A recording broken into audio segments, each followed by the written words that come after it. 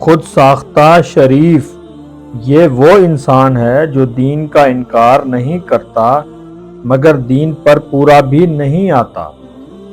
یہ جاہل نہیں ہوتا، جانتا ہے حق کیا ہے، یہ پہچانتا ہے عدل کیا ہے، مگر مسئلہ یہ ہے کہ حق اس کے لیے مہنگا ہو چکا ہوتا ہے۔ یہ ظلم کھلے عام نہیں کر سکتا کیونکہ معیار واضح ہو چکا ہوتا ہے۔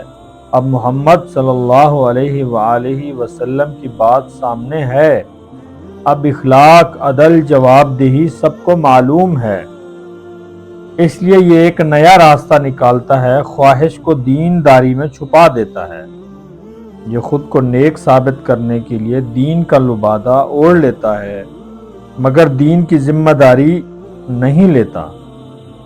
یہ کہتا ہے بھائی اتنا کافی ہے، سب ایسے ہی تو کر رہے ہیں۔ یہ نظام سے فائدہ اٹھاتا ہے مگر نظام کو ٹھیک کرنے کی قیمت ادا نہیں کرتا۔ یہ طاقتور کے سامنے نرم ہوتا ہے، کمزور کے سامنے خاموش نہیں سخت ہوتا ہے۔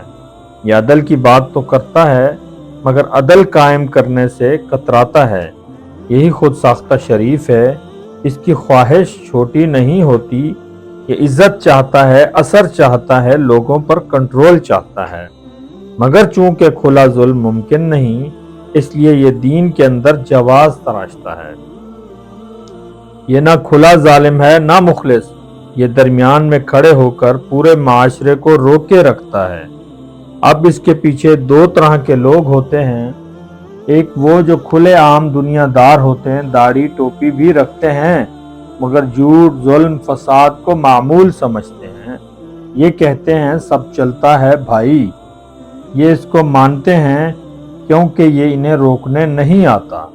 اور دوسرے وہ جو واقعی نیک بننا چاہتے ہیں مگر انہیں خبر ہی نہیں ہوتی کہ دین کو کاٹا جا رہا ہے، عدل غائب ہے، محمد صلی اللہ علیہ وسلم کا مکمل طریقہ موجود ہی نہیں ہے۔ یہ خود ساختہ شریف انہیں نیکی کا دھوکہ دیتا ہے اور مخلص ایمان والا یہ سب سمجھ کر بھی خاموش رہتا ہے تو وہ بھی اسی قطار میں کھڑا نظر آتا ہے۔ اسی لیے اصل مسئلہ یہ انسان ہے جو حق جان کر بھی اس پر پورا نہیں آتا۔